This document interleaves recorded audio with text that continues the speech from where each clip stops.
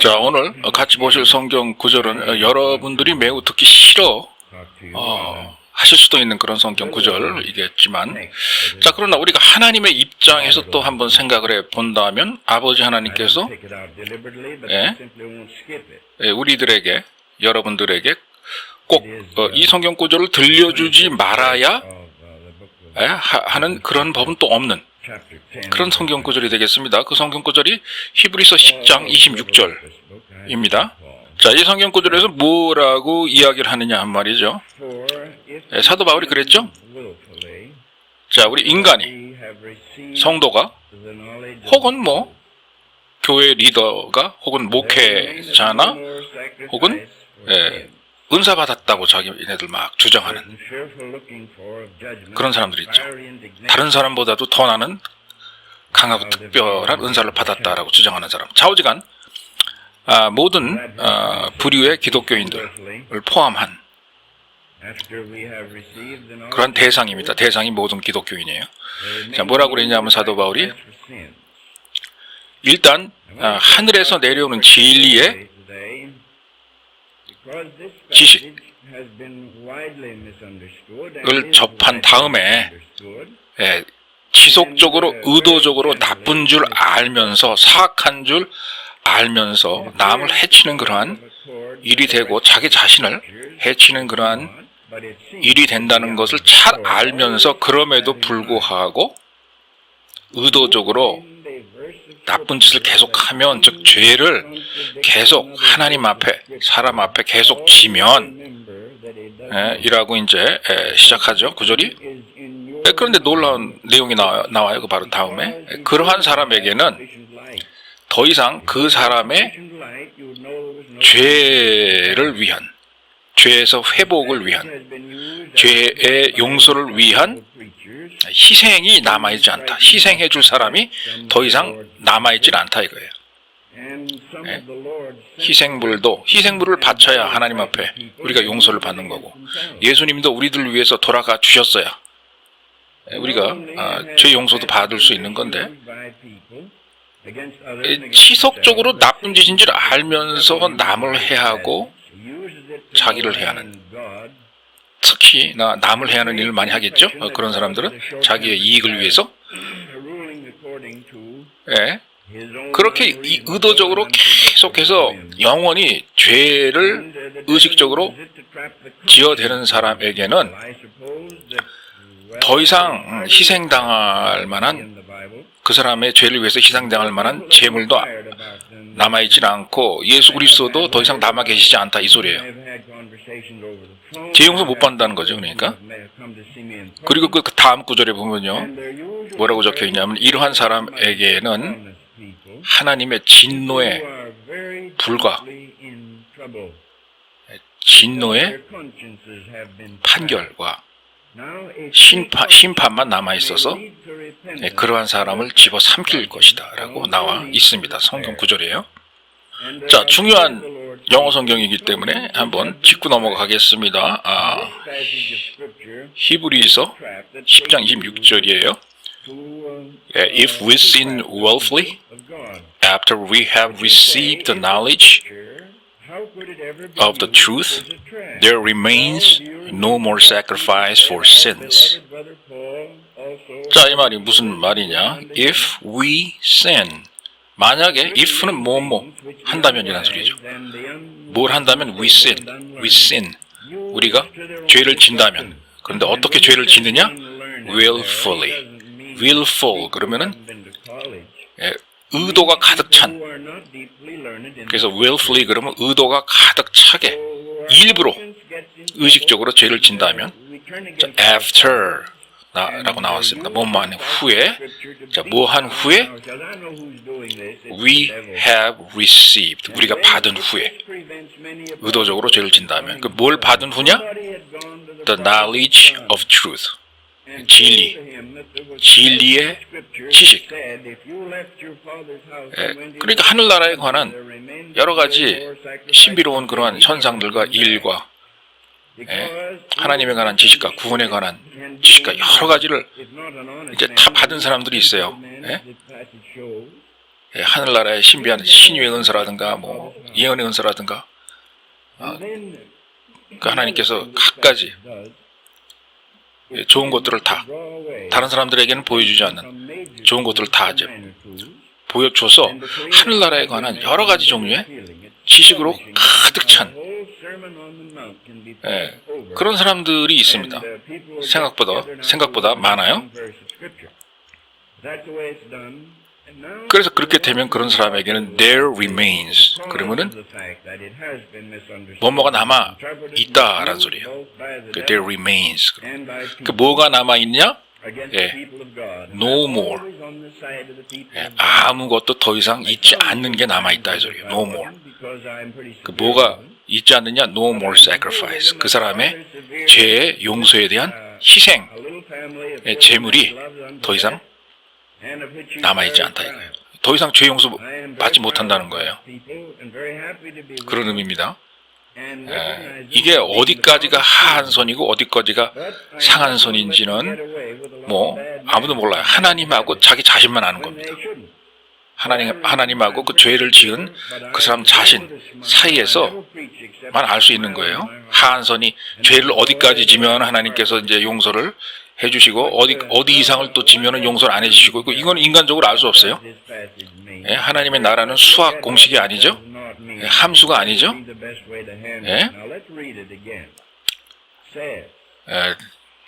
그렇지만 그런 일은 일어날 수 있다 이거예요. 사람이 너무 은혜를 많이 받다가 은혜스러운 생활을 하고 그런 사람이 다른 사람에게도 은혜를 전폭적으로 나눠줘서 자기 주위를 마치 천국처럼 화하도록 변하도록 그렇게 하면서 열심히 사역을 하고 전도 생활을 해야 되는데 정반대 생활을 하고 하나님에게 능력 받았으니까 이제는 옳다구나 땡이로구나 내 마음대로 하면 되겠다 라고 하면서 이제 뭐 봐라 나는 신의 은사 받아갖고 기도하면 뼈가 자라지 않느냐 그러니까 내가 하나님이다 이제 나를 따르라 하면서 막 예를 들어서 어떤 치유사역자가 자기가 하나님이라고 그러고 자기가 예수님이라고 그러고 하늘의 신비한 것은 여기 나한테 다 있다 라고 하면서 막 잘 은혜 생활 하다가도 어느 날 갑자기 변심을 해가지고 그렇게 획 돌아섰다고 가정해봐요.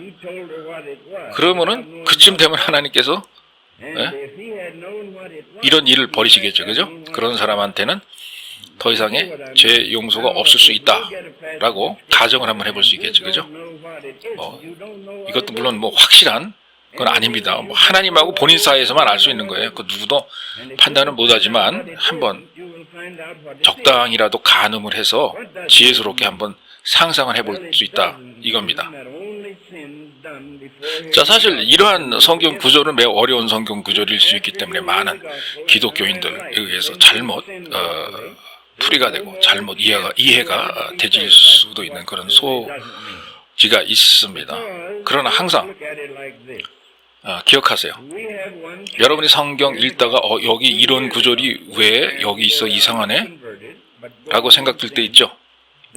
그때는 항상 기억하세요. 성경이 이상한 게 아니에요. 하나님 아버지가 이상한 게 아니에요. 하나님 아버지가 실수를 했기 때문에 그런 글자를 여러분이 이해할 수 없는 그런 글자를 성경에다가 갖다 만들어서 집어넣으신 게 아니에요. 여러분이 아직 모자라기 때문에 여러분이 충분한 하나님 안에서의 성령의 빛 안에서 아직 충분하게 걸어가지 않고 있기 때문에 이해를 못하는 것뿐이지. 그래서 여러분 생각에는 이건 뭐야? 이 구절하고 이 전 구절하고 이 후 구절하고 이거 서로 위배되는 거 아니야? 이렇게 생각을 할 수도 있다 이거예요. 그러나 그때는 여러분이 이상한 거지. 여러분의 머리가 이상한 거지. 하나님이 이상한 게 아니라는 거 기억을 해두시기 바랍니다.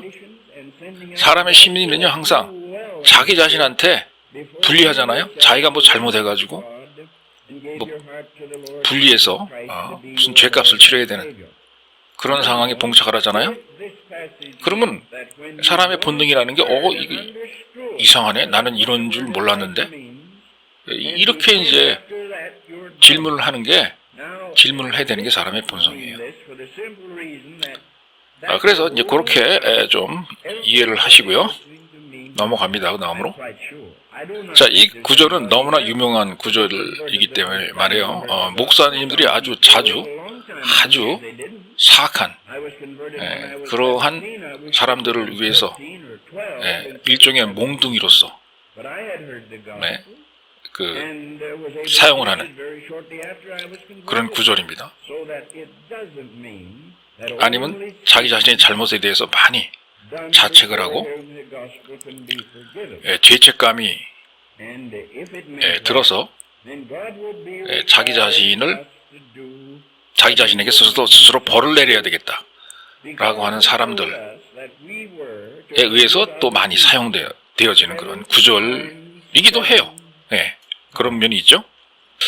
그래서 이런 과정 중에 사실 말이죠, 이러한 이 성경 구절이 많이 오용되고 잘못 사용되어지고 잘못 풀이되어지고 잘못 해석되어지는 경우도 종종 적잖아 있습니다.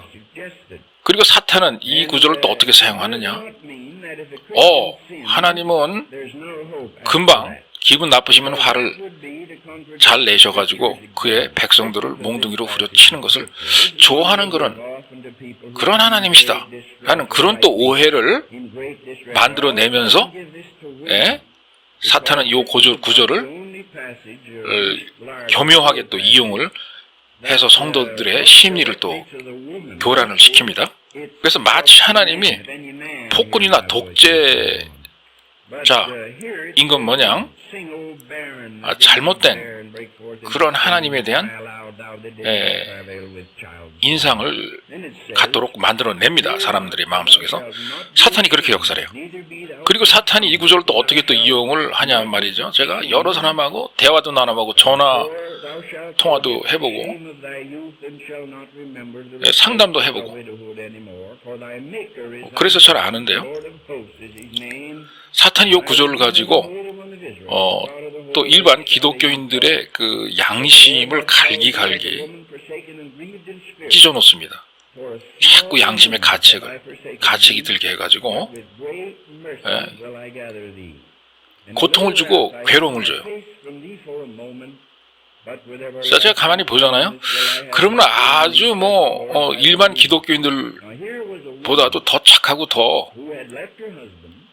충직스러운, 충성스러운 그러한 얌전한 그러한 기독교인들이 말이에요. 이 성경 구절을 잘못 읽고 나서 자기가 하나님 앞에 죽을 죄를 지었다. 그렇게 큰 죄도 아닌데 사탄에게 속아 넘어가서 나는 용서받지 못할 죄를 지었다. 난 이제 끝 아니냐 라고 하면서 저에게 상담을 요청하는 그런 경우가 아주 많단 말이죠. 이렇게 이제 사람들이 속아 넘어가는 거예요. 사탄의 계략에. 자, 인간의 양심이 말이죠. 자유스러운 상태에서는 어떤 죄를 졌을 때 진실한 그 회개로 회개하기 위해서 하나님께로 다가갈 수 있지만 인간의 양심이 어디 간방에 갇혀 있듯이 확 갇혀 있잖아요. 사탄에 의해서 이런 성경 구절을 잘못 이해하게 함으로써.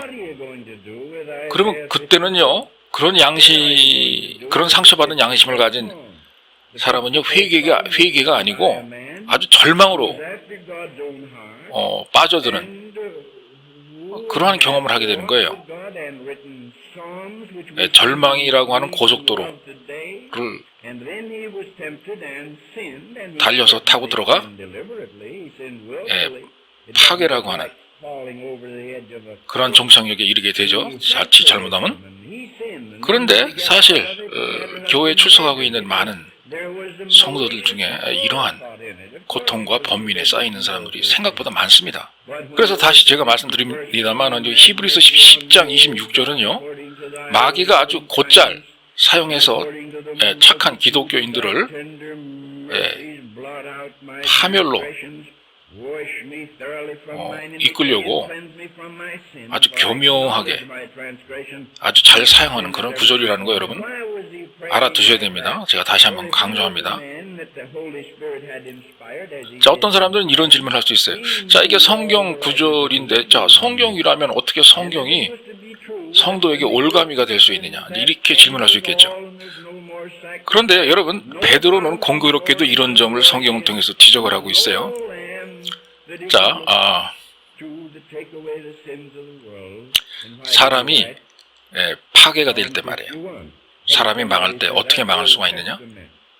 똑똑하지 못할 때, 교육을 받지 못할 때 망할 수 있다. 망한다. 이런 얘기를 베드로가 했어요. 사도 바울에게 했습니다. 그런데 이때 말하는 똑똑하지 못함, 배우지 못함은 대학교를 가거나 대학교를 가지 못하거나 대학원을 가지 못하거나 박사학위를 받지 못한 그런 사람들을 얘기하는 게 아니에요. 성경의 지혜와 성경적인 지식이 없는 사람들을 얘기하는 겁니다.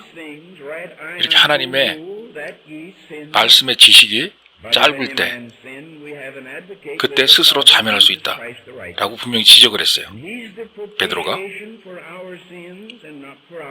그래서 성경의 지식이 짧고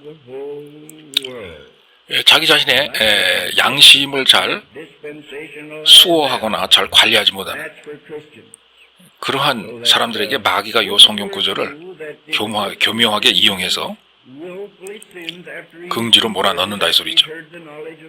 그래서 사탄이 이렇게 역사를 하기 때문에 이 시간에도 많은 탕자들이 이 세상 밖에서 아버지에게 돌아오고 싶은데 돌아오질 못하는 거예요. 계속 죄 짓는 생활을 하는 겁니다. 마귀가 이 돌아오지 못하는 사람들에게 어떻게 이제 이야기를 하느냐? 바로 이 히브리서 10장 26절을 사용합니다. 마귀가. 자, 내가 탕자로서 너의 아버지 집을 이제 영원히 떠나 갔으니 더 이상 너를 위해서 남아있는 게 없다. 너를 위한 용서도 남아있지 않고 너의 죄를 용서하기 위한 희생에 하나님에게 바쳐져야만 할 희생의 제물도 더 이상 이제 남겨져 있는 게 없다. 그러니 너는 끝이다. 라고 마귀가 이제 이렇게 역사를 하는 겁니다. 그러니까 이 이러한 마귀의 음성을 듣고 그 말을 믿은 탕자들, 이 세상에서 아직도 죄를 짓고 있는 많은 탕자들이 아버지 하나님께 돌아가고 싶어도 돌아갈 엄두를 못 내는 거예요. 왜냐? 자기 자신은 이미 이제 끝났다 이렇게 생각하는 겁니다. 그래서 오늘 이 시간은 우리가요, 이 구절에 대해서 좀 더 깊게 생각을 해 보려고 하는데요. 자, 이 구절이 과연 뭘 의미하고 있는가를 알아보려면, 자, 어떤 방법이 제일 좋을까요? 이 구절이 과연 어떤 것을 의미하지 않은가라고 하는 것을 먼저 우리가 알아낸다면, 이 구절이 실제적으로 의미하는 게 뭐였구나라고 하는 걸 쉽게 이해할 수도 있겠죠? 여러분, 제가 이번 주에 발간된 유명한 대중 잡지 있죠? 리더스 다이제스트라고 하는 그 잡지 있죠. 그 잡지를 읽고 있었어요. 근데 그 잡지에 실린 그 내용 중에, 기사 중에 하나가 어떤 여성에 관한 것이었는데요. 이 여성이 경찰서인가 어딘가에 전화를 했던 것 같아요. 그런데 이 여성이 경찰서에 전화를 해서 대뜸 물어본다는 게, 경찰관에게, 아저씨, 지금 우리 집 지붕 위에 앉아 있는 새의 이름이 뭔지 혹시 아세요? 라고 물어보니까 경찰관이 그 English Sparrow라고 하는 영국 제비. 잉글리시 스페어 아니에요. 라고 대답을 했답니다. 그랬더니 이 여성이 곧바로 전화를 끊더래요. 자, 여러분 뭐 이해하시겠죠? 이 상황을? 이 상황이 얼마나 이상하고 이해할 수 없고 어리석은 그러한 상황이에요. 또 얼마나 어리석은 전화하면 얼마나 어리석은 또 대화합니까? 자, 이 대화는 뭐 가만히 보세요. 뭐예요? 서로 자기가 모르는 것에 대해서 안다고 생각하고 그냥 이야기를 하는 거예요. 결국은 서로가 모르는 얘기를 주고받는 그런 상황이에요. 만약에 이 경관이 확실하게 그 새가 어떤 새인지 알았더라면, 확실히 어떤 새는 아니고 어떤 부류의 새도 아니고 이런 종류의 새다라고 하는 어떤 그런 확실한 단서나 그 증거가 있었더라면 제대로 그 여성에게 얘기를 해줄 수 있었을 테지만 그 사람도 그런 걸 이제 모르고 있었기 때문에 서로 모르는 그러한 이야기를 하고 있었던 겁니다. 모르는 대답을 하고. 이렇게 여러분이 똑같은 방식으로 성경을 대할 때 말이죠. 이 성경 구절이 뭘 의미하는 건지 모르잖아요. 그러면 이 성경 구절이 진실로 우리에게 이야기를 해주려고 하는 그 참뜻이 무엇인지 그것도 모르는 겁니다. 둘 다 모르는 거예요. 자, 우리가 가장 많이 오해하고 사실은 이 구절이 의미하고 있는 게 그런 것이 아닌데 그런 거라고 오해하는 그런 점부터 한번 짚어보도록 하겠습니다. 그래서 이 구절이 의미하는 것이 이게 아니다라고 하면은 그러면 딴 걸 의미하고 있었구나. 그럼 그 딴 게 뭐지? 라고 쉽게 찾아볼 수 있죠. 자, 이 구절이 의미하고 있지 않은 거. 자, 어떤 사람이 계속 전도를 받는단 말이에요. 너 죄 짓지 마, 죄 짓지 마, 죄 짓지 마 하는데 계속 아니야. 나 하나님 믿기 싫어 하면서 계속 시간을 미루어 오면서 하나님 안 믿어요. 계속적으로. 자, 그런 사람들이 그렇게 여러 번 전도를 받았을 때 그 전도를 받아들이지 않으면 그 다음번에는 전도받을 기회가 없어서 혹은 회개할 기회가 없어서 혹은 천국 갈 기회가 없어서 제 용서함을 받을 수 있는 기회가 없다, 박탈당한다, 그런 얘기는 아니에요. 확실히 그런 얘기는 아닙니다. 그러니까 뭐가 아니다라는 거 여러분 하나 아셨죠? 이 구절이 의미하는 게 뭐가 아니다라는 거 하나 아셨습니다. 그죠? 만약에 어떤 사람이 전도 몇 번 받았는데 전도받지 않고 회개하지 않았다고 해가지고 지옥 간다 라고 한다면 그러면 그것은 성경 전체를 위반하는, 성경 말씀 전체에 비춰볼 때 위배되는 그런 말이에요.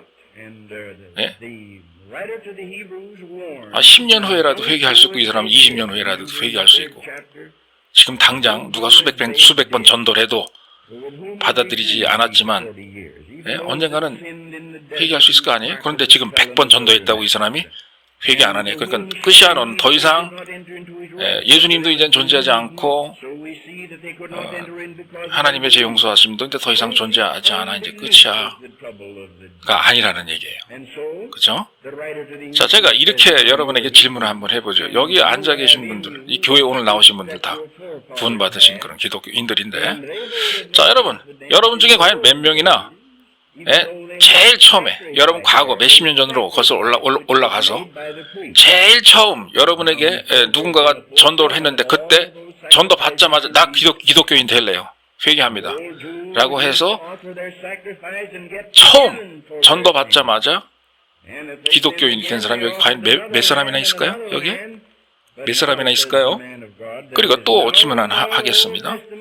자, 여러분이 과거에 어떤 사람이 여러분들에게 와가지고 2번 전도를 했어요. 2번. 첫 번째 해서 안 되니까 2번. 째 와서 또 전도를 했습니다. 자, 그래서 2번째 전도를 받고, 첫 번째 내가 전도 받았을 때 회개 안 했으니까, 2번째 이번엔 전도 받았으니까 내가 지금 바로 회개하고 구원받고 기독교인 되겠다 라고 해서 기독교인 된 사람이 여기 과연 몇 사람이 있습니까? 2번째 전도 받고 2번째요? 몇 사람이 있어요? 자, 그리고 또 질문하죠. 2번째 전도를 받지, 2번째 전도를 받았을 때 회개 안 했으니까 이제 3번째 전도했을 때 이제는 내가 회개해야 되겠다라고 해가지고 3번째 전도 받고 기독교인 된 사람이 여기 몇 사람이나 있습니까? 거의 없을 거예요. 또 이렇게 질문해보죠. 10번째 전도 받고 회개하고 기독교인 된 사람 여기 몇이나 있습니까? 많이 있을까요? 네, 여러분 기독교인 될 때 한두 번 전도받고 기독교인 되는 게 아니에요. 죄 회개해라 하나님 앞으로 나오라 하는 말을 수천 번, 수만 번도 더 들은 다음에 그 다음에 여러분들 마음이 변화되고 바뀌신 거예요. 여러분 심지어 여러분 중에 어떤 분들도 계신가 말이죠. 여러분이 아직 구원도 받지 않았는데 교회에 와서 봉사한다고 교회 학교에 와서 어린 애들 가르치고 심지어는 성인들에게도 성경을 가르치곤 하던 그런 분들도 계세요. 본인은 구원 받지 않았지만 그래도 가르치고 싶다 라는 마음에, 봉사하고 싶다라고 하는 마음에 교회에 나와서 그렇게 봉사하다가 나중에 보니까 구원을 내가 안 받았어. 그러니까 이제라도 구원 받아야지 라고 해서 그렇게 나중에 구원 받은 사람들도 심지어는 있습니다. 심지어는 미국 교회에서는 어떤 일이 또 일어나고 있냐 말이죠. 자기 자신이 아직 구원을 받지 않았는데 심지어는 해외 선교까지 따라 나가요. 다른 기독교인들 따라가지고. 네. 그러고 나서 나중에 내가 예수 그리스도를 영접을 아직 안 했구나 하고서 나중에 구원받는 그런 사람들도 꽤 됩니다. 여러분 꽤 돼요. 여러분 그러니까 이 말은 무슨 얘기입니까? 한 번 전도받고 2번 전도받고 3번 전도받았을 때 그래도 나는 하나님 안 믿겠다 라고 어떤 사람이 주장을 했다 해서 그러니까 너는 끝이다. 더 이상 너를 위한 구원은 남아있지 않다 라는 그런 얘기는 아니라는 겁니다. 만약에 그렇다, 그게 그렇게 되는 것이다. 한번 전도 받았을 때 기독교인 되지 않겠다고 결정했다면 그거로 끝이다 라고 가정을 한다면 지금 이 자리에 이 교회에 앉아 계신 여러분 중에 구원 받은 사람도 없고 구원 받을 사람도 없다는 소리예요. 그죠? 여러분 제 자신, 저 같은 경우도 17살이 돼서야 예수 그리스도를 영접했어요. 제가 14살이나 12살 때 믿었더라면 더 좋았을 텐데 그러나 기회가 없었습니다. 복음을 접할 만한 그런 기회가 없었어요. 그리고 나서 저는 17살 때 거듭나면서 바로 그 티네이저로서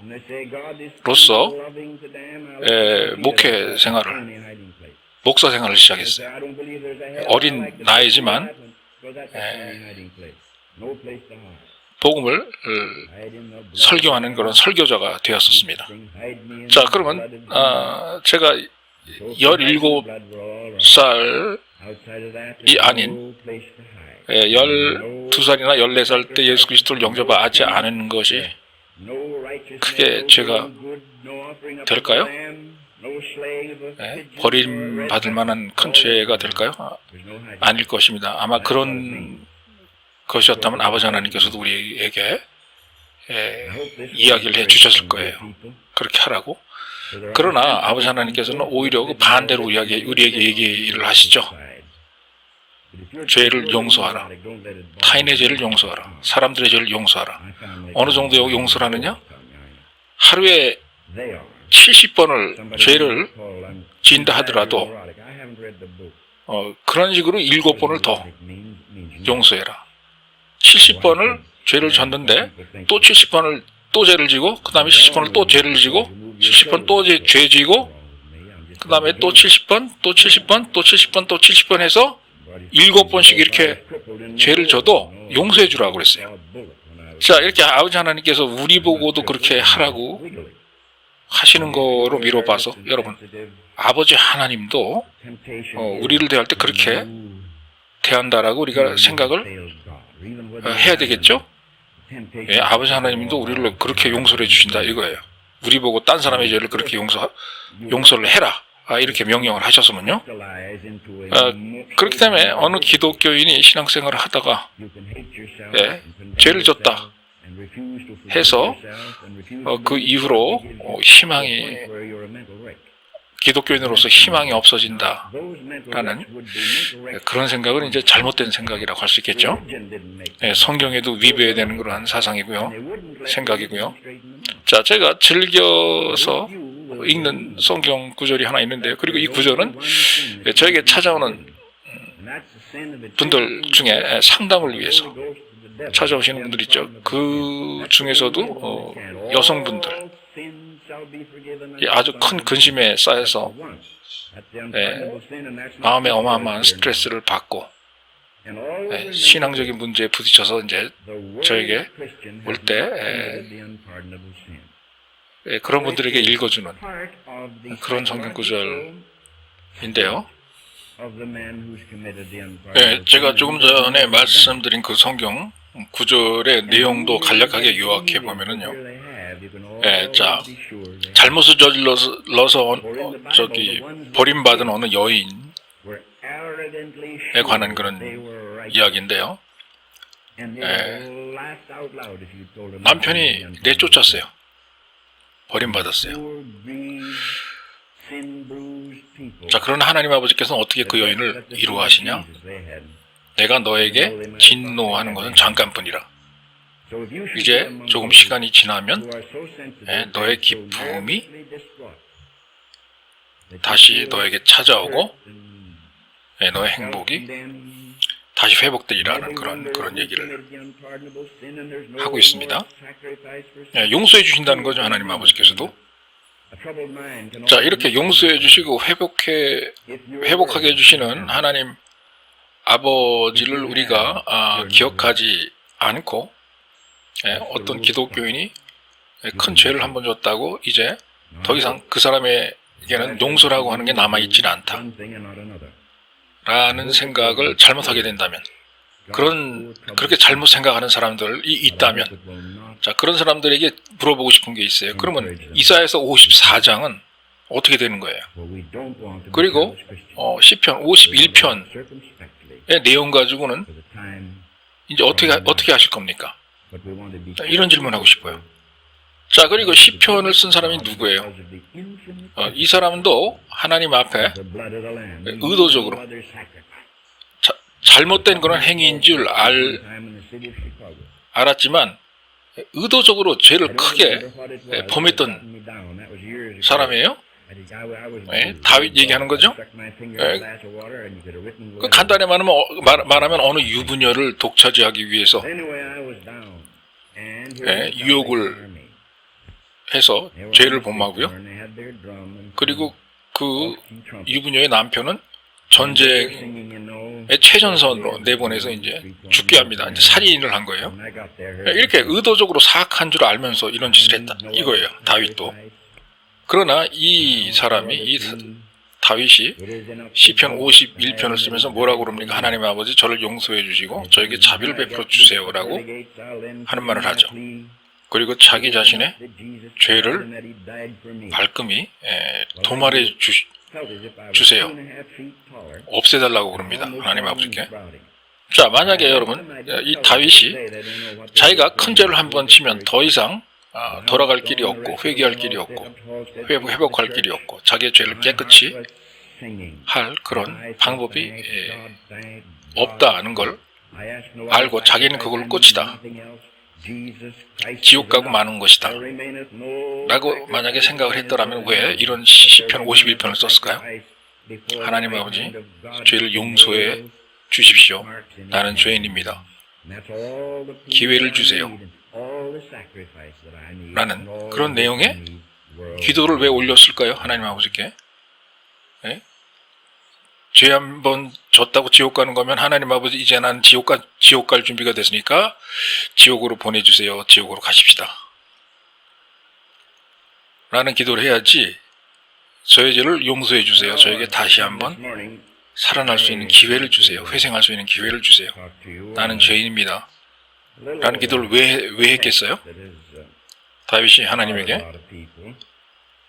자, 이 얘기는 하나님 아버지께서는 사람이 큰 죄를 한번 졌다고 그거로 용서하지 않고 지옥 보내는 게 아니라 자꾸 기회를 주는 하나님이시기 때문에 하나님은 그런 분이시기 때문에 다윗도 그런 하나님께 이렇게 기도를 했던 거예요. 그리고 신약 성서에서도 제가 뭘 하나 보여드리겠습니다. 요한입니다. 요한복음. 요한이 뭐라고 그랬냐면 그 어느 누구도 자기 자신 안에 죄가 없다고 이야기를 하면은 자기 자신을 스스로 속이는 것이다. 그리고 진리가 없다라고 얘기를 했어요. 요한복음 1장 2절이죠. 그리고 이어서 이야기하기를 우리가 우리의 입술로 우리 죄를 시인하고 고백을 하면은 아버지 하나님께서는 우리의 죄를 용서해 주신다라고 분명히 얘기를 하고 있습니다. 그리고 그 이후 성경 구절을 보면은 물론 가장 이상적인 것은 인간이 죄를 짓지 않는 게 가장 좋은 것이지만 그러나 죄를 졌을 경우 여전히 우리는 우리를 위해서 변호하시는 예수 그리스도가 있다. 아버지 앞에 서서 계시는 예수 그리스도가 있다라고 이야기를 하고 있습니다. 그리고 예수 그리스도는 한 개인의 죄뿐만이 아니고 이 온 세상의, 온 인류의, 온 모든 사람들의 죄를 담당하셨다고 얘기를 하고 있죠. 자, 이러한 그 성경 내용을 미루어 볼 때 말이죠. 여러분 한번 생각해 보세요. 만약에 기독교인이 거듭나서 어떤 심각한 죄들을 범했다 이겁니다. 그래서 그러한 죄들을 범했다고 만약에 용서받지 못하고 지옥 가고 끝이라면은 왜 조금 전에 제가 읽어드린 요한복음 1장 1절, 2절 같은 성경 내용이 왜 존재할까요? 여러분 가만히 생각해 보세요. 그리고 우리가 베드로의 경우를 한번 보겠습니다. 베드로가 얼마나 약한 사람이었어요. 자기 살려고, 자기 목숨 살리려고 거짓말했죠. 당신도 예수를 추종하는 사람들을 아니었어 라고 추궁해 물어보니까 나 그런 적 없다. 그런 사람 아니요. 사람 잘못 봤어. 난 그런 적이 없어 라고 하고 거짓말을 하고 슬쩍 피해서 도망갔어요. 그죠? 여러분, 자, 이것도 죄예요. 나쁜 죄예요. 그죠? 좋은 일은 아니에요. 그죠? 선한 일은 아니에요. 그러나 나중에 눈물을 흘리면서 이 베드로는 자기 행위에 대해서 회개를 했습니다. 그리고 하나님 아버지 즉 예수 그리스도께서는 용서해 주셨어요. 너 지옥 가라라고 이야기 안 했습니다. 회개했으므로 용서해 주셨습니다. 심각한 죄였지만 어떻게 보면 다윗이 범했던 죄보다도 더 심각한 죄일 수가 있어요. 베드로 같은 경우 예수님 제자시죠 라고 했을 때 나 예수님 제자 아닙니다 라고 하면서 도망간 것은 하나님 앞에 사람 앞에도 물론 그렇지만 하나님 앞에서는 다윗이 진 죄보다도 더 심각한 죄일 수가 있어요. 나 하나님 모릅니다라는 얘기나 똑같은 그런 얘기거든요. 네, 베드로가 한 말은요, 나 예수 그리스도의 제자가 아니요라고 하면서 도망간 것은 바로 그런 얘기예요. 어마어마하게 큰 죄죠. 그러나 용서를 해주심으로써 또 다른 기회를 주셨다 이거예요. 예수님은. 자, 여러분, 우리가 신앙생활 하면서 물론 죄를 짓지 않으려고 열심히 노력을 해야 됩니다. 그리고 저도 여러분에게 죄 지라고 절대로 얘기 안 해요. 죄 짓지 말라고 얘기하지. 그러나 여러분, 우리의 현실은 뭐예요? 신앙이 좋건 안 좋건 강하건 약하건 간에 누구나 다 죄를 집니다. 그죠? 여러분, 여러분은 잘 모르시겠지만 제가 젊은 시절 알고 있었던 아주 유명한 훌륭한 그러한 부흥 강사 목사님이 한 분 계세요. 그런데 이 분이 목회를 하다가 진짜 그 말로 언급하기도 어려울 정도로 그런 심각한 큰 범죄를 하나님 앞에 저질렀습니다. 그리고 그 이런 목회를 전선을 떠나서 그런 상태로 꽤 오래 그렇게 하나님 앞에 죄를 졌어요. 그런데도 불구하고 이분이 나중에 회개하고 돌아와서 다시 회복되어서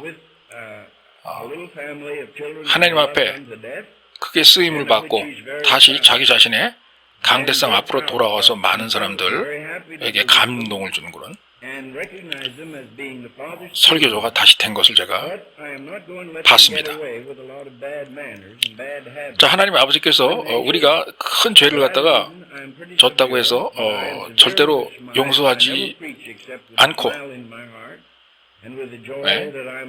용서받을 수 없는 그러한 불의의 죄를 진 사람이라고 그렇게 쉽게 기독교인들 이마에 낙인을 찍는 그런 하나님 아버지시라면 말이에요. 간단하게. 자, 이렇게 회복돼서 돌아온 그런 베드로나 다윗이나 제가 알았던 그 유명한 목사님이 이런 분들은 그러면 어떻게 설명하실 거예요? 하나님 아버지께서 심각한 죄를 졌지만 다시 용서해 주시고 회복을 시켜주셨는데 그럼 이런 현상들은 어떻게 또 설명을 할 거냐 이거죠. 그죠? 그렇기 때문에 여러분 하나 주의하셔야 될 게 있습니다. 성경 보실 때요. 성경 어떤 한 구절을 가지고 그 구절만을 가지고 어떤 큰 기독교를 대표하는 독트린 이나 사상이나 어떤 주의를 만들어내면 안 되는 거예요. 달랑 성경 구절 하나 가지고 성경 구절에서 용서받지 못하는 그런 죄가 있다 라는 구절 하나 봤다고 해가지고 이제 됐다. 이걸 이 한 구절 가지고 우리 기독교를 대표하는 독트린을 만들자. 자, 이제는 크고 심각한 죄를 지면 우리는 더 이상 용서받지 못한다. 예수님도 우리를 용서 안 한다. 하나님도 용서하지 않는다. 라고 하는 이런 식의 독트린을 만들어내면은요, 안 된다는 소리예요. 달랑 성경 한 구절 가지고 한 구절 봤다고. 그런데 사실 이렇게 생각하는 사람들이 종종 있어요. 잘못 생각하는 사람들이. 큰 실수를 범하는 거죠. 자, 성도 여러분, 이 시점에서 여러분이 하나 이해하시고 짚고 넘어가셔야 될 거는요. 인간의 잘잘못과 인간의 사악함에 대해서 말이죠. 판단하고 분별하고 그리고 판결을 내리시는 그런 하나님의 절대적인 어떤 주권과 절대적인 하나님의 분별력, 하나님 아버지의 이해력, 하나님 아버지의 분석력, 인간의 잘못에 대한 그런 것들은요, 사람의 것과 다르다는 거예요. 사람이 어떤 한 인간을 보고 저 사람은 어떻게 잘못했으니까 어떤 형벌을 받아야 돼, 이렇게 생각하는 인간의 결정하고 하나님 아버지의 결정과 판결은 많이 다를 수가 있다, 이겁니다. 간단히 예를 들어서 어떤 한 인간이 어떤 나쁜 사람을 봤어요. 그 사람이 한 100명 정도, 예를 들어서 뭐 살인을 했어요. 그러면 저 사람 영원히 지옥 가야 되고 사형이야, 이렇게 대부분 생각을 하겠죠? 그런데 이게요, 하나님 아버지께서는 그 사람을 볼 때 그게 아닐 수 있다 이거예요. 그게 아닐 수 있다 이겁니다. 자, 그 좋은 예가 있습니다, 여러분. 사도 바울이 그런 예예요. 사도 바울이 얼마나 많은 기독교인을 죽였습니까? 100명도 더 죽였을 거예요. 아마 수만 명 이상 죽였을 겁니다, 아마. 뭐 거의 학살 수준이죠? 그죠? 사도 바울? 그 모든 그때 당시에 기독교인들도 사도 바울 이름만 들어도 다 그랬을 거예요. 저 잡아 죽일 놈, 사형에 처해야 돼, 언젠가는. 나쁜 놈이야. 이렇게 아마 마음속으로 스스로 이렇게 판결을 내리고 있었을 거예요. 예? 어마어마한 용서받지 못할 죄를 지고 다녔어 라고 아마 하나님도 그렇게 생각하실 거야. 이렇게들 생각을 많이 했을 거예요, 아마. 상상을 해보건대, 예? 가정을 해보건대요. 그러나 결과는 어떻습니까? 어땠어요? 하나님이 사도 바울을 때려 죽였나요? 너 기독교인 박해하고 다녔으니까, 어마어마한 살인을 했으니까 너는 절대로 죄를 용서받을 수 없다, 지옥에나 가거라 영원히, 지금 당장 가 하면서 때려 죽이셨나요? 그 사람의 마음 같으면 아마 그랬었으면 좋았을 거예요. 그런데 이상하게 하나님은 기독교인들을 박해하고 잡아 죽이고 때려 죽이고 돌아다니던 사울을 다마스커스로 가는 도중에 나타나셔서 환상 중에 음성을 들려주시고 눈을 잠시 멀게 해서 그가 회개하고 오히려 기독교인을 돕는 그런 사람으로 만들었어요. 그렇죠? 예. 그 사람의 판결하고는 완전히 다르죠, 그죠? 사람 같으면 저 때려 죽여야 돼. 그리고 죽은 다음에서라도 절대로 죄를 용서받게 해서는 안 돼. 영원히 지옥으로 던져버려야 돼. 이렇게 이제 생각을 했을 텐데 하나님은 그렇지 않다 이거예요. 그렇지 않았다 이거예요. 그래서 우리가 타인을 볼 때, 사람이 타인을 볼 때, 쟤 이 정도 잘못했어, 이 정도 벌받아야 돼, 이렇게 생각하는 게 틀린 생각일 수 있다 이겁니다. 틀린 생각일 수 있다 이거예요. 그러니까 이게 이런 거예요. 사람의 논리하고 사람이 생각하는 어떤 논리하고 하나님의 논리하고는 이게 완전히 다르다 이 소리예요. 성경에도 그랬잖아요. 모세에게 그랬어요. 하나님이 너의 생각하고 나의 생각은 하늘과 땅이 차이가 나는 것처럼 서로 다르다. 그러니까 너의 생각이 나의 생각이라고 오해하지 말아라 라고 이렇게 분명히 이야기를 했어요, 모세에게. 그러니까 사람의 생각이나 1 더하기 1이 2입니다. 2 더하기 2는 4예요. 사람의 마음이나 사람의 생각이나 사람의 논리가 그렇다 이거예요. 100 더하기 100은 200이고, 그러나 하나님의 마음에서는요 1 더하기 1이 여전히 그냥 1일 수가 있습니다. 혹은 1 더하기 1이 100일 수도 있고요. 예, 사람의 숫자의 원칙, 사람의 논리의 원칙을 깨시면서 생각할 수 있는 분이 하나님 아버지란 소리입니다. 예, 그 인간의 그러니까 논리가 많이 모순이 있다, 모순이 있을 수 있다 이거예요. 우리 인간의 논리만 이게 제일 정확한 거다, 제일 확실한 거다. 왜냐? 그로 인해서 과학도 발전하고 뭐 문화도 발전하고 그러니까 마치 그런 것처럼 보이잖아요. 그러나 어느 한계, 인간의 논리라고 하는 것도 어느 한계를 벗어나잖아요. 그러면은 인간 스스로 깨달아요. 아, 우리 인간이 가지고 있는 논리도 이게 결국은 깨지는구나. 자, 여러분, 우리 그 저등 차원의 학문에서나 1 더하기 1이 2입니다. 여러분, 삼각형의 내각은 180도예요. 그러나 인간적인 그러한 학문 중에서도 좀 고차원적인 그런 학문 있잖아요. 예? 대학원 이상의 그 이상의 과정을 공부하시는 그런 분들, 그런 분들은 다 아실 거예요. 유클리디안 스페이스, 유클리디안 티어리라고 하는 게 있는데 거기서는 삼각형의 내각이 180도가 아닙니다. 예? 삼각형의 내각은 거기서 540도예요. 540도. 예?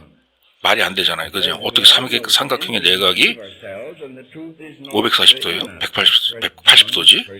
그러나 고등 학문, 수학 전공하시는 분들한테 박사학위 그 이상 과정, 박사학위 과정 공부하시는 분들한테 물어보세요. 그 다 540도라고 얘기할 겁니다. 그리고 여러분,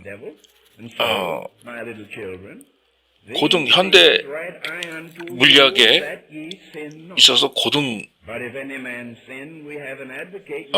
학문을 연구하고 공부한 사람이 대표적인 인물이 누굽니까? 아인슈타인이에요. 아인슈타인, 그죠? 그 아인슈타인이 상대성 원리를 갖다가 만들어냈죠. 그로 인해서 뭐 여러 가지 뭐 가능한 게 많아요. 그 이론에도 이런 게 있습니다. 여러분, 이 지구에서 여러분이 이 지상에서 말이에요. 여러분이 고속도로 위를 자동차로 운전하고 간다고 가정해 봅시다. 여러분 친구하고 같이 차 2대를 몰고 그래서 경부고속도로를 막 달려 내려가고 있어요. 그 여러분은 예를 들어서 간단하게 예를 듭시다. 여러분은 100km로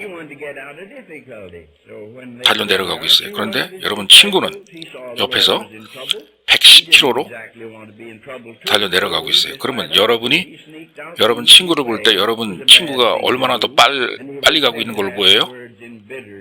예? 여러분은 100km, 여러분 친구는 110km. 간단하잖아요. 110 빼기 100 해보세요. 10km만큼 더 빨리 서서히 조금씩 창가로 내다보면은 제가 나보다 약간 더 빠르네 하면서 스쳐 지나가는 게 서서히 추월해서 지나가는 게 보일 거예요. 그죠? 그게 이 지구에 사는 인간의 논리예요. 그러나 만약에 여러분 이렇게 생각해 보세요. 상대성 이론에서는요, 어떻게 보느냐? 만약에 여러분이 경부고속도로를 갖다 빛의 속도로 달려 내려가고 있어요. 그리고 여러분 친구는 빛의 속도 더하기 10km 만큼 약간 더 빠르게 내려가고 있어요. 자, 그러면 여러분이 여러분 친구를 볼 때 얼마나 더 빨리 내려간다고 생각하세요? 인간적인 논리가 10km가 더 빠르니까 나보다 10km 약간 빠르게 지나가는 걸로 보일 거 아니야. 이렇게 대답을 하시겠죠? 그러나 상대성 논리에서는 그 이론이 지상에서의 숫자의 개념이 깨진다 이 소리예요. 빛의 속도로 갈 때는요, 여러분이 빛의 속도로 가고 여러분의 친구가 빛의 속도보다 약간 더 빠른 빛의 속도 더하기 10km, 10km 더 빠른 속도로 간다 하더라도 여러분이 여러분 친구를 볼 때는 여러분 친구가 10km 더 빠르게 달려가는 게 아니고 빛의 속도로 더 빨리 달려가서 순식간에 없어지더라. 예. 그런 개념이 있어요, 상대성. 논리에. 예, 자, 그렇게. 자, 제가 말씀드리고 싶은 것은 뭐냐. 자, 인간의 상식, 인간의 논리, 인간의 숫자적인 그런 관념, 개념도 고등학문으로 올라가면은 이 상식을 깨는 그런 일이 이렇게 벌어집니다. 1 더하기 1이 2가 아니에요. 그죠? 예. 그런데 신이신 하나님, 그것도 신중의 신이신 하나님, 신들 중에 왕으로 군림하시는 하나님 아버지의 마음속, 그걸 우리가 이러한 숫자의 개념, 특히 남의 잘못을 보고 어떻게 하나님 아버지께서 판결을 내리시겠느냐, 이 사람 10년 벌을 내리시겠느냐, 100년 벌을 내리시겠느냐, 아니면 용서를 아예 하지 않으시겠느냐, 아예 영원히 지옥으로 보내시겠느냐, 그걸 갖다가 우리가 판단할 때는 우리의 생각대로 하나님 아버지께서 판결을 내리시지 않는다는 이런 얘기입니다. 이걸 잘 생각을 좀 해보셔야 될 거예요. 왜냐? 자꾸 성경은요, 나쁜 사람을 놓고 얘기할 때 우리가 생각한 대로 그렇게 판결 안 내립니다. 그렇게 판결 안 내려요. 뭐 일치할 때도 있을 수 있겠죠. 그러나 항상 그렇지 않아요. 그 좋은 예가 아까 말씀드린 사도 바울이에요. 수백, 수천, 수만 명을 죽였는데 학살을 한 건데, 그죠? 기독교인들을 돌아가면서 그런 사람을 하나님 아버지께서는 지옥 안 보내고 사형을 집행하지 아니하시고 오히려 크게 사용을 하셨다 이겁니다. 사람 생각하고는 다르죠, 그죠? 여러분, 만약에 서울 시내에 100명을 연쇄살인한 살인범이 나타났어요. 근데 오늘까지 그런 행위를 하고 다녔는데 갑자기 예를 들어서 내일부터 나는 기독교인이다, 앞으로 전도하고 다닐 테다 라고 하면 여러분 믿으시겠어요? 믿기 힘들죠. 그런데 하나님 아버지는 그런 게 가능하다, 이 소리입니다. 사람의 죄에 대해서 분별하고 판결하고 그 처벌, 수위를 결정할 때 하나님 아버지는 완전히 또 다른 개념을 갖고 계시다, 이거예요. 그래서 사람의 죄의 문제를 다룰 때는 여러분 항상 조심하셔야 됩니다. 그래서 제가 그런 이야기를 하는 거예요.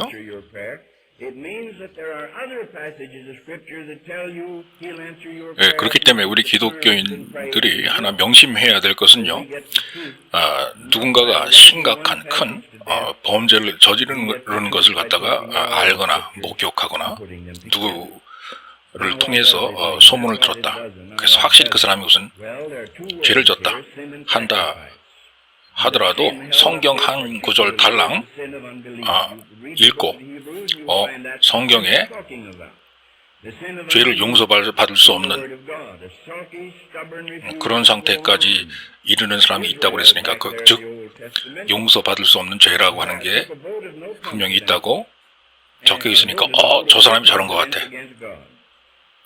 하고서 성경 달랑 한 구절 꺼내가지고 그 사람에 대한, 그 죄를 지은 사람에 대한 독트린, 갖다가 만들면 안 된다 이 소리예요. 그 사람을 정의를 내리거나 영구적으로 나쁜 사람이야라고,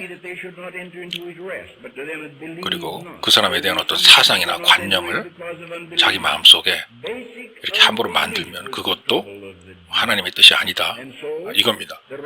하나님에 대한 어떤 닥트린 있죠? 사상, 하나님에 대한 사상이나 어떤 관념, 이 정립될 때는요, 우리 기독교 인들에게 여러분 그 룰이 있어요. 법칙이 있습니다. 달랑 성경 한 구절 가지고 하나님에 대한 사상이 만들어지는 게 아니에요.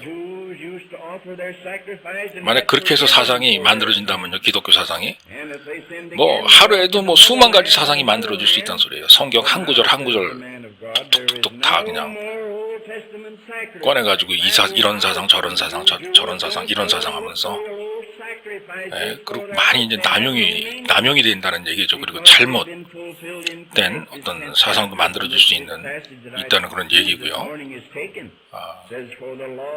아무튼 섣불리 간단하고 자기 편리하게 성경 한 구절 달랑 집어들고 어떤 죄진 사람한테 다가가서 그 사람을 정죄하면 안 된다, 이제 이런 얘기입니다. 왜냐, 하나님은 그 사람을 다르게 볼 수 있어요. 그 사람이 죄를 졌지만 회개하고 하나님 앞에 나와서 크게 쓰임받는 그런 사람이 된다면 여러분 어떻게 생각하시겠어요? 여러분은 저 사람만 나쁜 사람이라고 그러는데 하나님의 마음은 그게 아니란 말이에요. 그럴 수 있습니다. 사도 바울 경우가 그런 경우가 또 많습니다. 우리 사회에 그런 사람들이.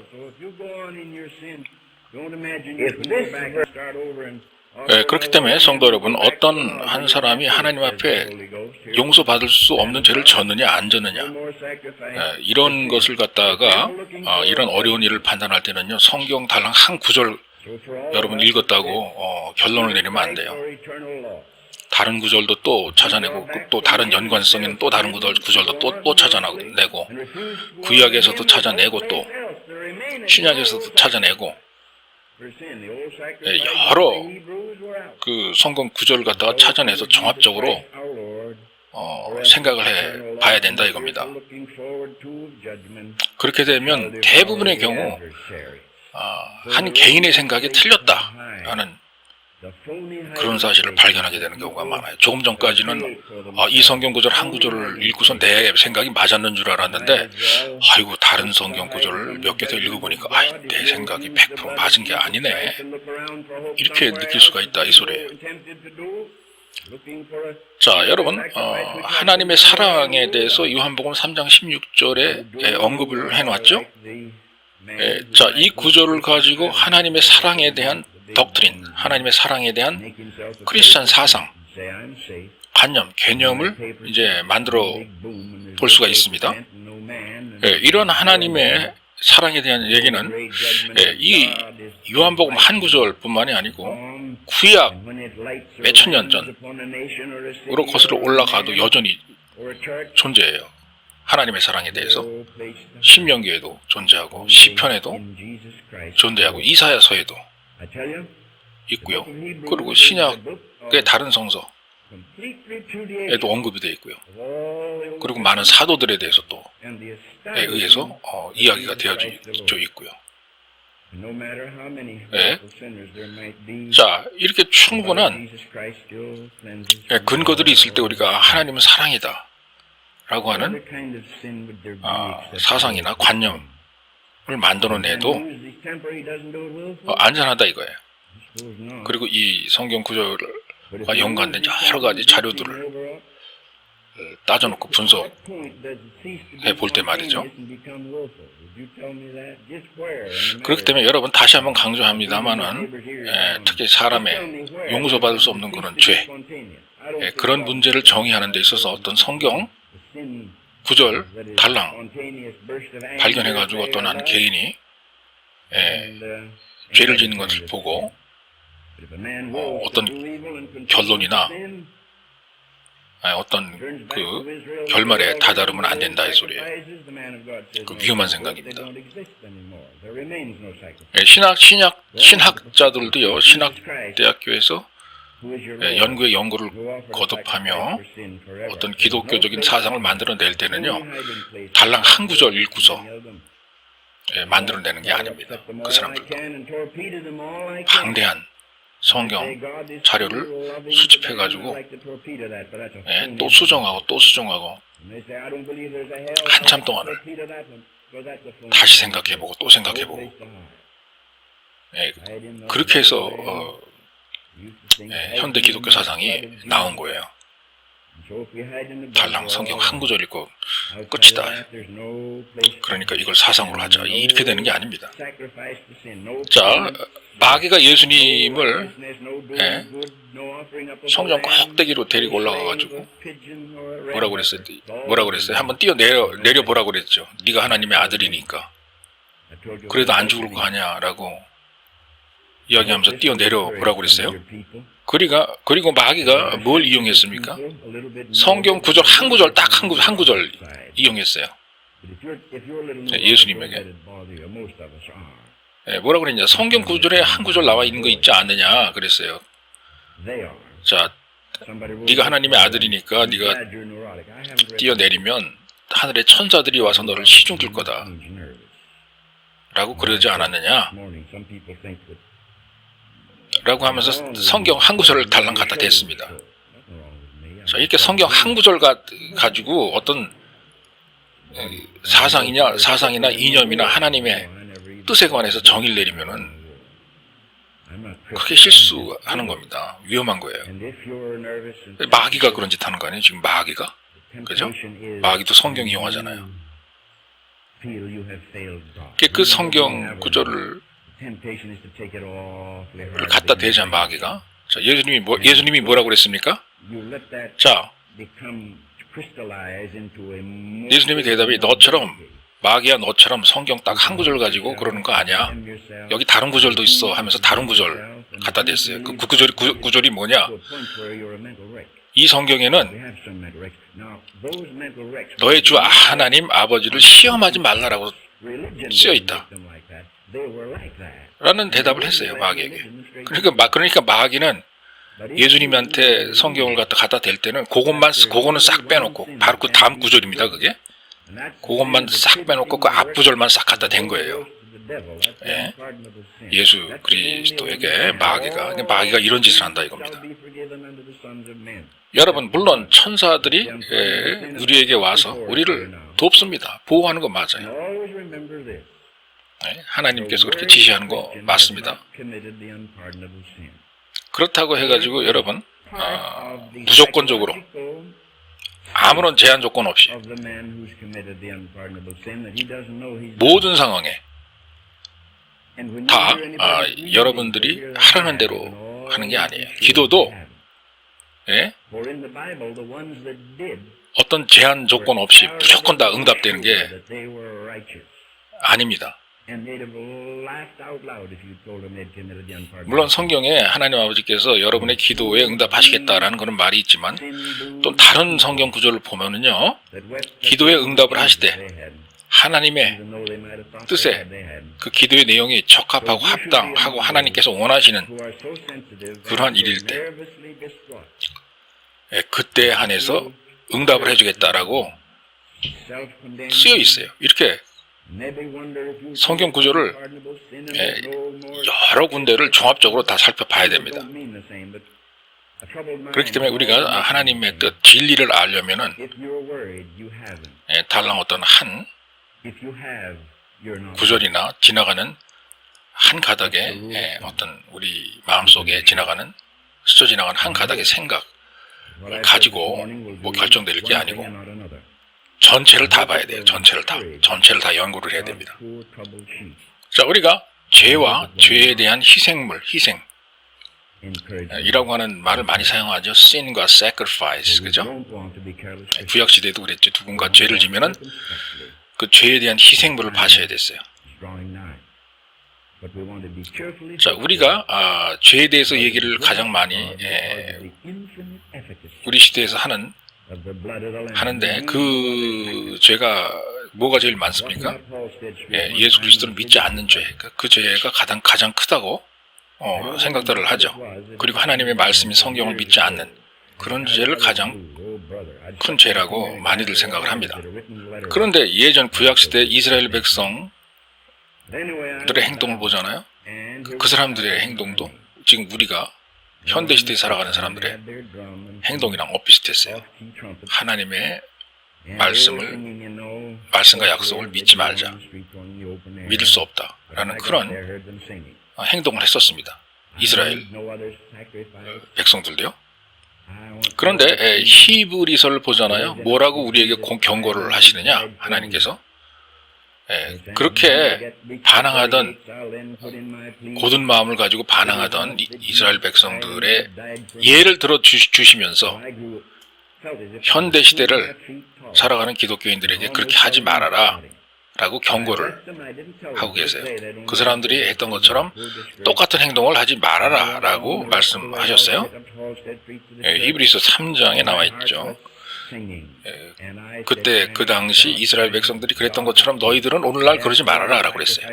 자, 그들이 40년간을 갖다가 사망에서 방황을 했는데도 불구하고 그러한 고생을 했는데도 불구하고 여전히 약속의 땅, 안식의 땅으로 들어가지 못했어요. 못 들어간 이유는 뭐라고 그랬습니까? Because of unbelief. 믿음이 없었기 때문에 하나님을 신뢰하지 않았기 때문에 라고 그 원인을 분명히 규명을 하고 있습니다. 우리에게도 그렇게 하지 말라 이겁니다. 히브리서를 통해서 하나님께서 우리에게 말씀하시는 것이 그리고 성경은 우리에게 뭐를 권고하고 있는가 하면 말이죠. 구약 시대에 그들이 불복종을 하면서도 그들의 죄를 용서받기 위해서 그 의미 없는 그 희생물을 계속 바쳐왔던 것처럼 그런 희생물을 더 이상 바치지 말아라 라고 그랬습니다. 그 이유는 뭐냐? 예수 그리스도께서 우리들을 위해서 참된 희생물이 되셨기 때문에 예수 그리스도를 우리의 구주로 삼고 더 이상 구약 시대의 유대인들처럼 똑같은 희생물을 또 바치고 또 불복종하고 또 바치고 또 불복종하고 또 바치고 그러한 일을 하지 말아라 라고 우리에게 권면을 하고 있는 거예요. 성경에서는요. 그렇기 때문에 우리에게는 예수 그리스도의 희생 이외에 또 다른 희생은 없는 것입니다. 자, 이렇게 우리가 예수 그리스도의 희생을 우리가 까먹잖아요. 간과하잖아요. 그러면 그때야말로 더 이상 우리에게 남아있는 어떤 죄에 대한 희생은 없다 이거예요. 없다 이거예요. 예수 이외에 다른 곳에서 찾으려고 한다면 그렇다 이 소리입니다.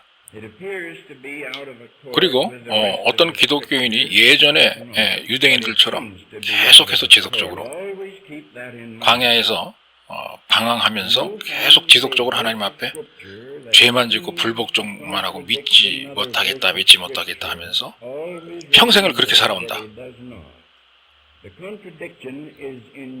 그래서 계속 용서를 받지 못한다. 계속 죄를 짓기 때문에. 그러면 성경에서 뭐라고 그랬냐? 그러면 그런 사람에게는 진짜 용서가 없다 이 소리예요. 계속 나는 죄만 짓겠다 이러고 평생을 살아가면 그때는 거기에 해당이 된다 이 소리입니다. 용서받지 못하는 그런 케이스에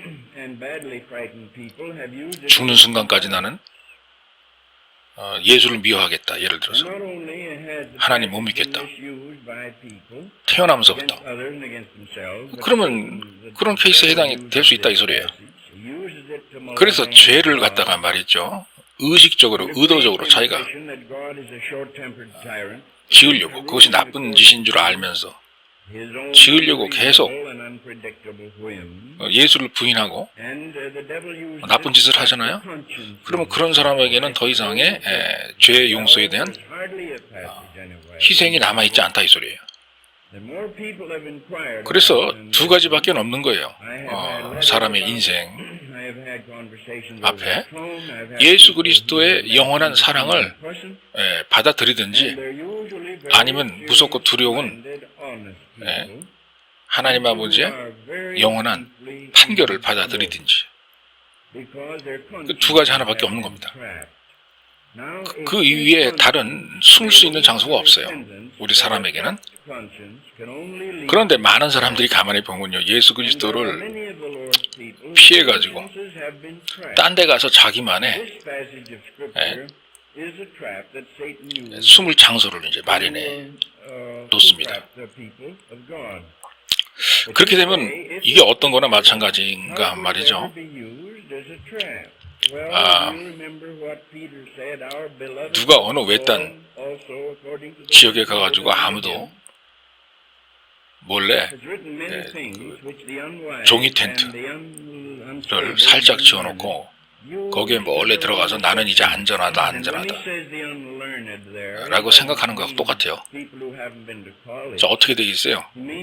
그 나무로 뭡니까? 그 종이 두꺼운 골파지 같은 거로 만든 텐트를 갖다가 내 안전한 거처다라고 이렇게 생각하고 있으면 뭐예요? 어느 날 갑자기 강풍이 불어온다든가 큰 우박이 떨어진다든가 어떤 재난재해 사고가 난다거나 그러면 단번에 날아가고 마는 겁니다. 자기가 믿고 의지했던 은신처라고 했던 그 종이 텐트는요.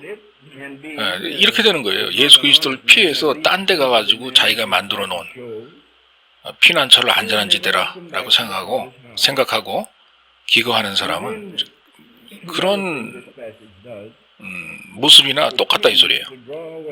자, 우리가 숨을 곳은 어딘 줄 아세요, 여러분? 예수 그리스도 아니에요.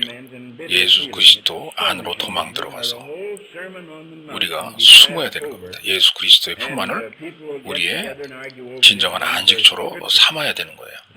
자, 히브리서를 여러분 읽어보시면요, 예수 그리스도께서 구약시대에 존재했던 그러한 사람들의, 인간들의 죄를 사해주기 위한 그 희생물을 대신하셨다. 단 한 번에 자기의 그 목숨을 하나님 아버지에게 바침으로써 더 이상 우리 인간들이 동물을 잡아서 우리 죄를 사해달라고 하나님 앞에 요청하지 않아도 되게끔 그렇게 하나님 아버지를 위한 희생물이 되셨다. 예수 그리스도께서. 그러니까 구약시대의 희생물하고는 정반대가 되는 겁니다. 히브리서에 나타난 그 예수 그리스도의 희생을 보면은요, 그렇다는 얘기예요. 우리가 전 세계 어느 지역, 어느 구석, 어느 장소에서 죄를 짓든지 간에 예수 그리스도 한 분으로 다 해결된다는 그런 얘기입니다. 다 깨끗하게 해결된다는 거예요. 하나님 아버지 앞에. 자, 분명히 성경에서는 말이죠, 용서받지 못할 죄에 대해서는 뭐라고 얘기를 해놨느냐? 의도적으로, 일부러, 진리인 줄 알면서, 나쁜 일인 줄 알면서, 이게 죄인 줄 알면서, 그래도 나는 계속 죄를 짓겠다는 그런 경우가 오랫동안 한참 지속될 때 이야기를 하는 겁니다. 용서받지 못할 죄라고 하는 그것이 한참 지속됐을 때 하나님께서 언젠가는 결정을 내리시겠죠? 물론 인간이 결정을 내리는 건 또 아니에요. 여러분, 그 죄를 사람이 짓더라도 생각해 보세요. 의도성이 있는 죄하고 없는 죄하고 확실히 분간이 돼요. 예를 들어서 이웃과 말다툼을 하다가 소리를 질렀다고 가정해봐요. 그렇게 하더라도 어느 순간에 이게 내가 화가 나가지고 즉흥적으로 그런 것이고, 어느 순간부터는 내가 이게 의도적인 것으로 변해서 이게 나쁜 짓인 줄 알면서도 내가 이웃과 싸우는 거다라고 하는 것을 인식할 때가 와요. 그죠? 그렇게 분간이 됩니다. 예? 예를 들어서 누구랑 싸워서 막 그냥 주먹 싸움을 한다거나, 예? 막 후드로 패준다거나 막 그럴 때도 즉흥적으로 뭐 자기를 방어하기 위해서라든가 화가 나가지고 그랬지만 어느 순간에는 내가 지금부터는 이거는 내가 즉흥적인 게 아니고 이건 내가 의도적으로 내가 이러는 거다라고 인식하는 때가 있어요. 예, 바로 그러한 의도적인 죄를 짓지 말라 이 소리입니다. 그래서 그런 식으로 의도적으로 나쁜 짓인 줄 알면서 죄인 줄 알면서 평생 이렇게 죄를 나는 지어가면서 살겠다라고 하는 사람은 바로 그거예요. 성경에서 말씀하신 것처럼 그런 사람에게는 더 이상의 그러니까 계속 지속적으로 그랬을 때 경우 얘기하는 겁니다. 죽을 때까지. 그런 사람에게는 더 이상의 희생물이 없다 이거예요. 네? 그의 죄를 사해 줄 만한 그야말로 구약시대로 다시 돌아가는 격이죠. 구약시대로 돌아가 봐야 뭐예요? 희생물이 없어요. 왜냐? 예수 그리스도께서 우리를 위한 희생물이 되셨기 때문에. 그런데 그런 예수를 계속 부인하고 예수님이 하지 말라고 하는 짓, 하나님이 하지 말라고 하는 짓을 계속하면서 죄를 지면서 평생을 살아가는 사람한테는 더 이상 예수 그리스도가 존재하지 않는 마치 구약 시대로 돌아가는 것과 같다. 이제 이런 얘기입니다. 성경은. 그러니까 자기 자신을 위해 희생을 해줘서 죄를 사해줄 만한 그런 인물이 없어진다 이 소리예요. 의도적으로 계속 하나님에 대항해서 나는 죄만 지겠다라고 평생을 살아가는 그런 사람한테는 하나님이 어떤 시기에 그런 결정을 내리실 수 있다 이거예요. 그렇다고 또 인간들 보고 너는 그러니까 그렇다 라고 또 판단하라는 건 또 아닙니다. 그렇기 때문에 여러분 예수 그리스도의 보혈 안에 숨는 게 가장 안전한 피난처예요. 예수 그리스도의 사랑 안에 숨는 게 가장 훌륭한 피난처라는 겁니다. 여러분 많은 기독교인들이 자기 자신의 죄에 집착하다가 정신병에 걸려가지고 스트레스를 너무 많이 받아가지고 자기 자신이 믿는 종교, 기독교란 종교가 자기의 문제를 해결해 줄 수 없구나.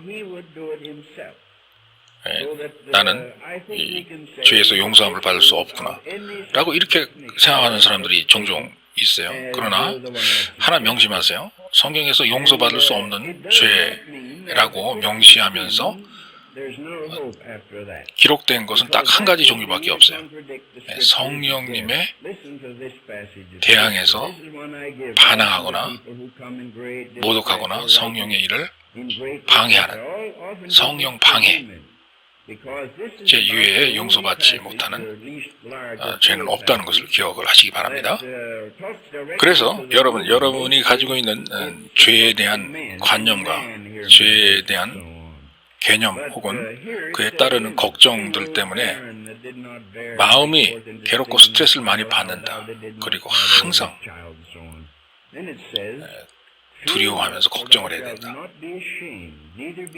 그랬다 해서 그게 용서받지 못한 죄를 지은 것이 아니다 라는 것을 알고 계셔야 됩니다.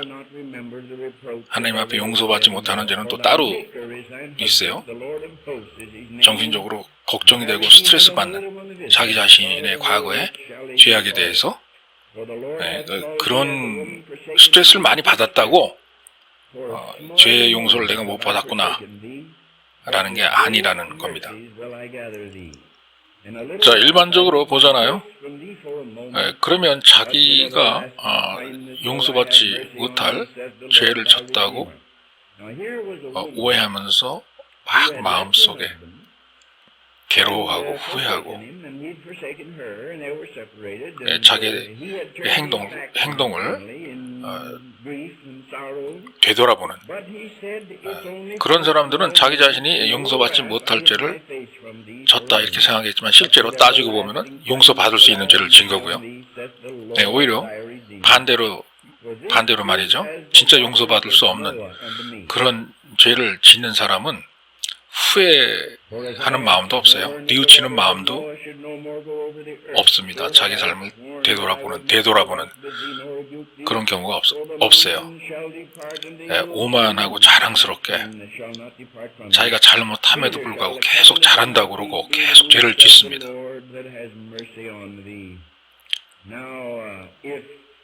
설사 자기가 용서받지 못할 그런 죄를 범했다 하더라도 그것도 의식하지 못한 채 자기가 얼마나 심각한 죄를 졌다는 걸 계속 잘했다고 생각하면서 자만하게 막 전진한다 이 소리예요. 오히려 그들의 잘못을 지적해주고 설명해 주려고 하는 사람한테 막 크게 비웃죠. 막 그죠? 차라리 이렇게 큰 죄를 지면서 그것을 모르고 계속 더 큰 죄를 짓는 사람보다도요. 작은 죄를 졌지만 그것이 큰 죄인 줄 알고 착각하고 오히려 하나님 앞으로 회개하는 마음으로 후회하는 마음으로 나아가는 그런 사람이 오히려 더 낫지 않을까, 더 좋은 사람이 아닌가 그런 생각이 듭니다. 제가 오늘 아침 이러한 설교를 여러분들에게 드리는 것으로 인하여서 여러분들이 여러분의 삶을 좀 더 주의 깊게 둘러보고 관찰하고 조심스럽게 이 기독교인의 삶의 여정을 걸어가는 사람이 될 수 있기를 하는 그러한 바람입니다. 그리고 여러분이 하나 기억하셔야 될 것, 평생 기억하셔야 될 것 하나 있습니다. 여러분 죄에 대한 희생물,